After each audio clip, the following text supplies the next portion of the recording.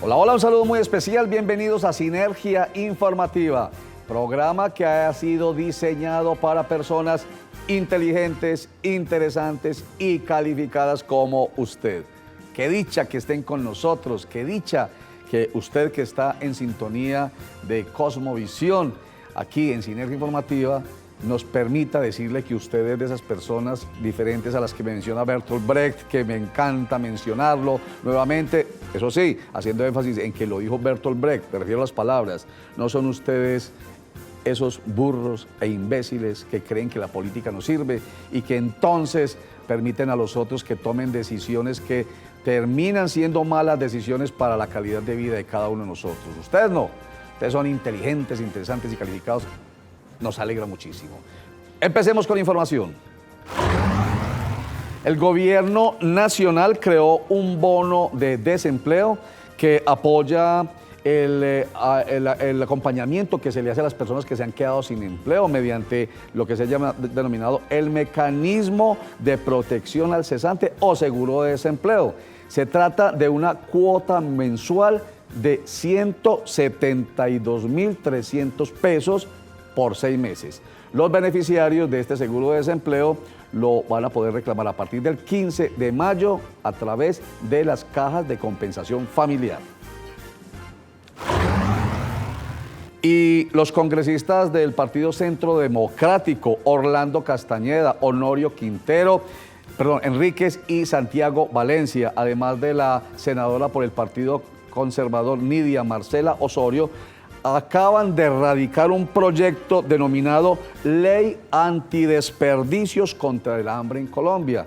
Es una ley que busca que en este país no se permita jamás que se desperdicie la comida, que se bote la comida, habiendo tantas personas con necesidad de alimento.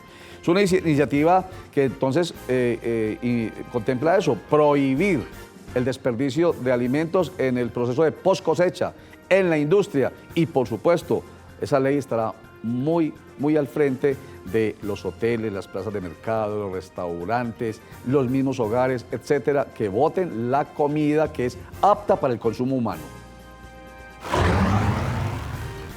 La Secretaría de Hacienda de Antioquia informa que a 24 de abril se han recaudado los impuestos correspondientes a 287.000 vehículos. El recaudo ha sido de 91.000 millones de pesos. De acuerdo con el secretario de Hacienda, Adolfo León Palacio, este recaudo de 91.000 millones de pesos corresponde al 56% de lo presupuestado para este año 2016. Lo presupuestado es 160.000 millones de pesos. Recuerden, hasta este viernes 29 de abril hay plazo para que usted pague el impuesto vehicular con un 10% de descuento. Vale la pena, 10% de descuento. Y terminamos diciendo que la alcaldía de Medellín instaló mini vallas antes de las cámaras de fotomulta. En la ciudad hay cerca de 70 cámaras de fotodetección o de fotomulta, que lo que van a hacer estas mini vallas es anunciarle al conductor que tenga mucho cuidado de alguna infracción, porque ahí estará la cámara pendiente para registrar su placa. En promedio, diariamente, en la ciudad de Medellín, 1.840 conductores son multados por estas cámaras de fotodetección por infringir normas como la velocidad, exceso de velocidad o cruzarse un semáforo en rojo. Este es Sinergia Informativa para usted, que es inteligente, interesante y calificado, al igual que nuestro invitado. Es el doctor Guillermo Mejía, ex magistrado del Consejo Electoral. Bienvenido a Sinergia Informativa, doctor Mejía. Muy buenas tardes, Roger, para ti, para toda la amable teleaudiencia de este programa tan importante. Muchísimas gracias. Con usted vamos a hablar unos temas muy importantes, pero le pregunto para que me ayude a crear cultura política. Para usted, ¿es importante o no es importante que estas personas que nos están viendo, como yo digo, son inteligentes, interesantes y calificadas, porque les gusta y saben de la importancia de la información política administrativa? ¿Qué importancia?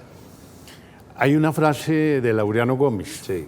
en su época Laureano decía, la política se hace o se padece. Ajá. Entonces, si no quiere padecer la política, hágala. Exactamente. Es lo más importante. Y que la haga con participación, y la participación implica, eso sí, conocimiento, porque no es suficiente con que a usted le llame mucho la atención participar en jornadas electorales al Congreso de la República, Presidencia de la República, alcaldías, gobernaciones, consejos, asambleas, juntas administradoras locales, juntas de acción comunal, que es lo que acaba de pasar el pasado 24 de abril. No basta con que vaya, lo importante es que sepa por quién lo vota, por quién vota o no. Es correcto, pero aún así Colombia sigue siendo un país abstencionista. Sí. Estamos por el orden del 51% de abstención, lo que indica que hay apatía de la mayoría de la gente por votar, por participar. Sí. Y entonces, pues, algunos han propuesto el voto obligatorio, pero el voto obligatorio no arregla eso. En Ecuador, por ejemplo, hay voto obligatorio y la abstención es muy parecida a la de Colombia. Ajá. Que Entonces, lo mejor es que la gente vaya, participe y vote, y vote, como lo acabas de decir, con conocimiento exacto. de causa. Y con conciencia. Conozco y con conciencia voy y voto. Y si no, perdónenme, es que me encanta emplear las dos palabras que suenan muy prosaicas y suenan hasta groseras, pero yo lo traigo de una persona que era muy culta, Bertolt Brecht, dramaturgo alemán, que hablaba de los imbéciles y de los burros, así les decía, que precisamente hacen parte de ese porcentaje de abstencionistas, del 51%, que dejan que los otros tomen las decisiones por uno y terminen tomando malas decisiones basadas en intereses particulares y no en intereses generales. Este es Sinergia Informativa, unos mensajes, ya regresamos.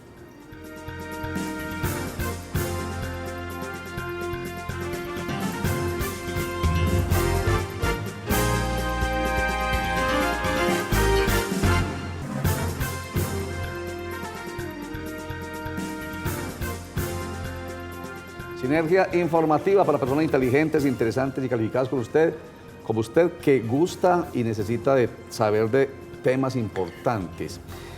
Alfredo Ramos Maya, él es senador de la República por el Partido Centro Democrático. Ha resultado con una propuesta, hacer un referendo para buscar la destitución del presidente Juan Manuel Santos. El invitado nuestro de hoy fue magistrado del Consejo Nacional Electoral, pero sobre todo es un abogado que sabe mucho, además de temas electorales y de temas políticos, pues obviamente maneja muy bien la Constitución y las leyes de nuestro país. La pregunta para usted, Guillermo Mejía, ¿hasta dónde tiene alcance esa propuesta de Alfredo Ramos Maya? La veo muy, muy improbable, Roger. ¿Por qué razón? Porque la Constitución de Colombia tiene unos mecanismos previstos para destituir al presidente. Esa competencia está distribuida entre el Senado de la República, previa acusación de la Cámara, sí, cuando el presidente lo declaran indigno por algún acto que, aunque no sea delictuoso, es indigno de la, digamos, de la majestad del cargo. Presidente que se emborrachó públicamente, cosas de esas por el estilo. sí. O comete un delito en ejercicio del cargo. Esa es de competencia del Senado. Y es de competencia la destitución del presidente de la Corte Suprema de Justicia cuando los delitos que comete no son en ejercicio del cargo. O sea, de todas maneras, ese mecanismo está establecido en la Constitución Nacional, de manera que vía el mecanismo de participación ciudadana, como plebiscito, referendo, sería imposible destituir al presidente, porque tiene eso que llegar primero al Congreso para expedir lo que se llama la ley convocante. Ajá. O sea, tendrían que hacer el debate. Primero tiene que ser una aprobación, claro, una ley que convoque al mecanismo del Congreso de la República. Del Congreso de la República, que convoque el mecanismo de participación ciudadana. En Por este ejemplo, pongamos el ejemplo, plebiscito para refrendar el acuerdo de paz entre el gobierno nacional y las FARC. Para que ese plebiscito sea un hecho, entonces primero el Congreso de la República debió haber aprobado, lo debió haber aprobado, ¿no? Tiene que expedir una ley que llaman ley convocante. Ley convocante. Pero además de eso, la Corte Constitucional debe definir si es exequible o no, si es constitucional o no. Entonces, eso mismo pasaría con un supuesto referendo para destituir al presidente de la República. Y entonces al llegar a la Corte Constitucional, porque de todas maneras cuando se trata de leyes que tocan temas electorales, esas leyes son de lo que llaman leyes estatutarias. Ajá. Y tienen examen previo de la Corte Constitucional. No es después, sino antes. No, previo. Es decir, antes de que el presidente la sancione, una vez la apruebe el Congreso, debe ir a la Corte Constitucional para que la Corte haga el examen. O sea, no tienen que demandarla, nada. No, por competencia, automáticamente la Corte la examina. Caso, por ejemplo, de la Ley 1475 del 2011, que es la ley estatutaria de los partidos, esa ley tiene una sentencia de la Corte en su examen. Perfecto. Sí. Le voy a preguntar por la revocatoria del mandato, que es otro mecanismo de participación constitucional y que, pues, seguramente a muchos se les vino a la cabeza. Pero un momentico, eso es como una especie de revocatoria del mandato del presidente de la República. Entonces usted menciona varios mecanismos de participación, pero no menciona la revocatoria del mandato. ¿Por qué no lo hace? Por una razón, Roger, porque la revocatoria del mandato solamente opera para gobernadores y alcaldes. Sí, sencillo. No opera para presidente de la República. Y hasta el momento ningún gobernador y ningún alcalde en Colombia ha sido víctima, entre comillas, de ese mecanismo de participación ciudadana que se llama revocatoria del mandato. Es muy difícil. Es muy difícil por una razón. En Colombia los mecanismos de participación ciudadana, pues desde el plebiscito, el referendo, la consulta popular, esos mecanismos tienen unos umbrales muy altos. Ajá. ¿Umbrales qué es? Umbrales es los votos necesarios para que una consulta o una derogatoria de una norma o una norma nueva se apruebe. Entonces, generalmente exige el 25% del censo electoral, ya sea a nivel nacional o a nivel territorial, gobernaciones o alcaldes. Y eso es muy alto. ¿Recuerda usted el umbral para la revocatoria que se intentó con Gustavo Petro, alcalde de Bogotá? Era un umbral, pero esa ley, cuando se intentó esa revocatoria, no se había expedido una nueva ley que hay actualmente, que es la 1757 del año pasado, que lamentablemente dejó esos umbrales sumamente altos. Por ejemplo, hay una sola excepción, y es la consulta popular que se hace para incorporar un municipio a un área metropolitana ya constituida, el caso de Envigado. Ahí esta ley, la ley 1625, que es la que regula las áreas metropolitanas, solamente exige el 5% del censo electoral. Ese es un umbral bajito. Es un umbral bajito relativamente y muy fácil de manejar. Pues y eso es lo que ojalá el Congreso, porque están tramitando una ley, apruebe para la creación de las áreas metropolitanas que ha propuesto el señor gobernador en Oriente y en Urabá. Perfecto. Y que entonces deben tener ese umbral del 5%, deben tener muy contentos a Eugenio Prieto Soto, director del área metropolitana del Valle de Aburrá, y al alcalde de Envigado, Raúl Cardona, quienes están convencidos de que Envigado tiene que ser el municipio número 10 del área metropolitana del Valle de Aburrá. Y la consulta será el próximo mes de julio. El 10 de julio. 10 de julio exactamente. Bueno, paréntesis con Guillermo Mejía, ex magistrado del Consejo Nacional Electoral, para contarles una noticia. La Secretaría de Educación del municipio de Medellín ha, solicitado o está más bien detrás del cierre de la escuela educativa del Ballet Folclórico de Antioquia. El secretario de Educación de Medellín, Luis Guillermo, nos dice ¿por qué? Lo único que compete a la Secretaría es dar licencias de diferentes tipos de formaciones, y desde el 2006 ellos tenían una licencia para una educación no formal, educación para el trabajo, específicamente en el área de danzas, y por algunas razones pues no se cumplieron algunos requisitos y en este momento no tienen esa licencia para certificar alumnos en esta educación formal que venían desarrollando. Bueno, atentos a esa noticia. Vámonos a unos mensajes comerciales acá en Sinergia Informativa, pero como siempre una invitación a ustedes, inteligentes, interesantes y calificados televidentes, y a usted, invitado nuestro hoy, Guillermo Mejía, para que veamos esta frase y cuando entremos hagamos un comentario al respecto. Perfecto. Esto es búsqueda de cultura política. La democracia no es una meta que se pueda alcanzar para dedicarse después a otros objetivos. Es una condición que solo se puede mantener si todo ciudadano la defiende. Dentro de un espectacular proyecto que además incluirá modernas apartasuites, llega a Llano Grande el Hotel Hilton Garden Inn, un proyecto de promotora Garden & Suites.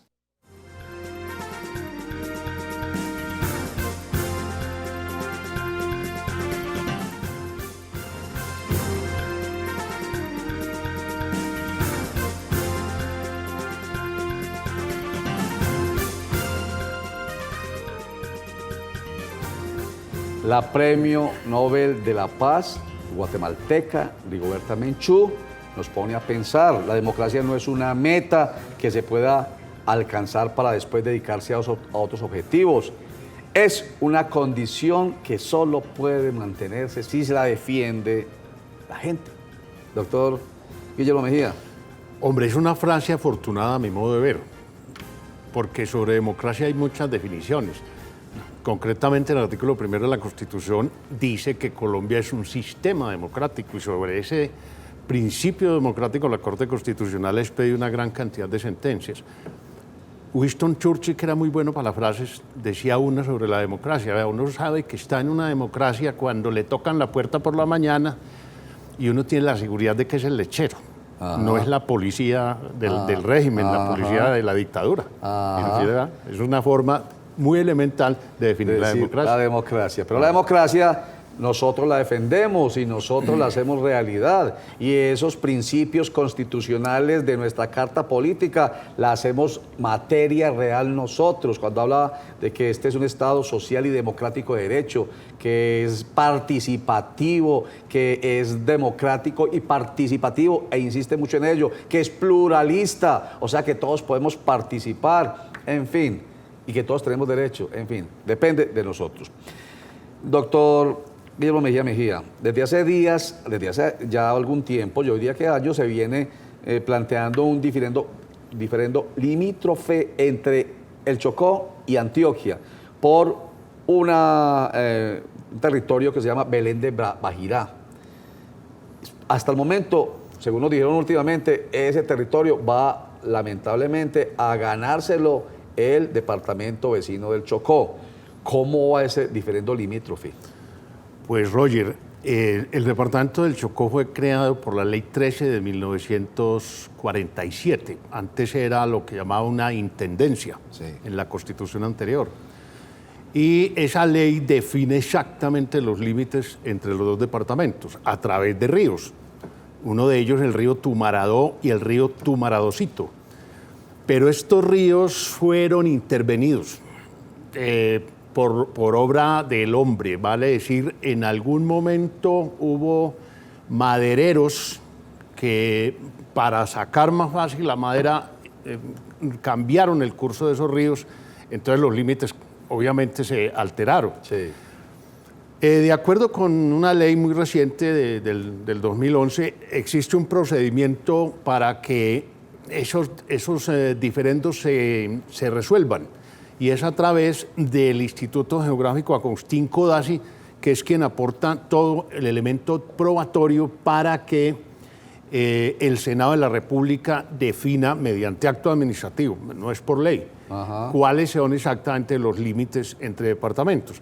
Pero aquí lo que pasó es que el Instituto Geográfico Agustín Codazzi, lamentablemente, en el informe que pasa al Senado no tuvo en cuenta para nada las pruebas presentadas por el departamento de Antioquia. Entonces necesariamente va a haber que ir a decirle al Senado, hombre, defiéndale a Antioquia el derecho procesal del debido proceso. Entonces se puede demandar tranquilamente por parte del departamento de Antioquia la decisión que retome finalmente el Senado de la República con base en la información del Instituto Geográfico Agustín Codazzi por violación del debido proceso. Por violación del debido proceso, que consiste en no haber valorado las pruebas que presentó Antioquia en defensa de su territorio. Sí. O sea, eso es una falta procesal, porque esto es un proceso administrativo que tiene reglamentado además, y como todo proceso hay que aplicarle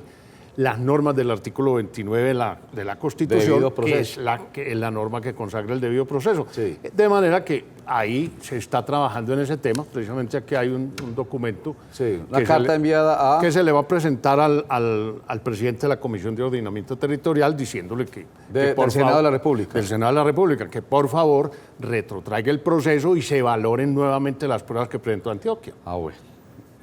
Porque repito, hasta ahora se va a ganar el Chocó, ese corregimiento de Belén de Bajira, que además, uno diría, con todo respeto de los que vivan en Mutatá y en esos sectores cercanos, porque Belén de Bajira es de Mutatá, municipio antioqueño, con todo respeto, no vaya a ser que me pase a mí lo mismo que le pasó al exdiputado, recuerda, el doctor Rodrigo Mesa Cadavid, que se refirió de una manera pedagógica, digo yo, a la situación con el Chocó y se le vino el mundo encima. Pero la verdad es un terruño de Antioquia muy olvidado, muy despreciado y ahora nos lo estamos peleando. ¿Por qué? Hombre, pero no, Roger, no es tan olvidado. Ah, ni no, tan, no. uno oye hablar de Belén de Bajira y de Mutatá Al contrario. como lo último. Hay que ver la fotografía de lo que ha hecho Antioquia allá. Y Sí. hay colegios, escuelas, centros de salud, todos hechos por el departamento de Antioquia. Sí.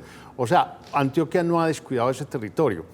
Lo que pasa es que ahí hay unos intereses bien grandes de algunos señores chocuanos que quieren, a través de ese mayor territorio, tener acceso a ciertas regalías petroleras. Ah, bueno. Intereses económicos de un sector Sí, muy cerrado. lamentablemente puede ser eso, ¿no? Bueno, y a eso es que se refería el exdiputado liberal Rodrigo Mesa Cadavid. Decía que es que allá en el Chocó había mucha tendencia a la corrupción y que la platica que llegue allá de alguna manera se pierde.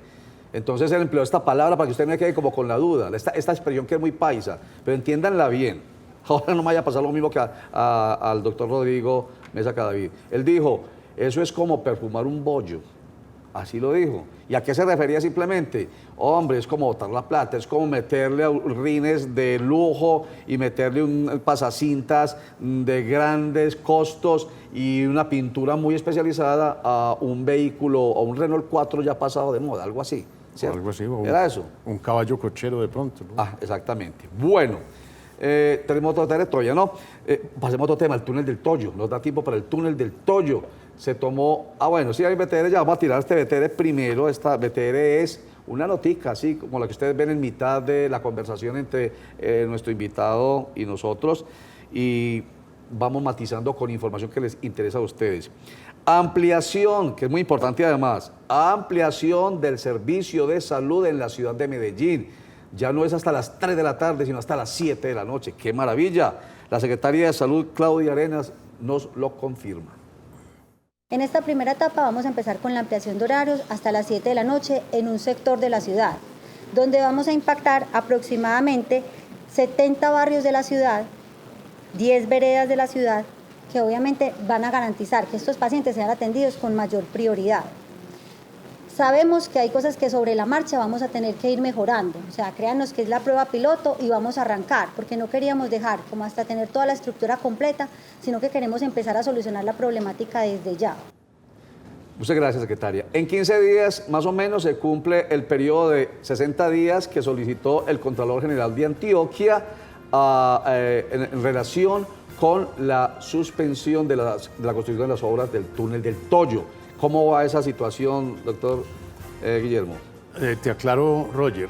Realmente lo que el Contralor, por un lado, una carta que le envió al señor gobernador, le solicita suspender la ejecución del contrato, pero Sí. por otro lado, entre Gobernación y contratistas se llegó a un acuerdo para suspenderlo de común acuerdo 60 días que Sí, están a punto de pero cumplirse. posterior de la solicitud pues, Es correcto. al Contralor. Sí, en este momento se está tramitando, digamos, dentro de ese plazo de 60 días, se están realizando unas mesas, digamos, unas mesas de concertación dirigidas por la Procuraduría General de la Nación. Las reuniones están celebrando en Bogotá con la presencia pues, de funcionarios del departamento, entre ellos el doctor Mauricio García, el secretario general, y de acuerdo con lo que se logre allí en esas reuniones, pues se redactaría un otro sí al contrato si es que hay acuerdo con el contratista. Ajá. Más o menos dentro de ese esquema es que nos estamos moviendo hoy.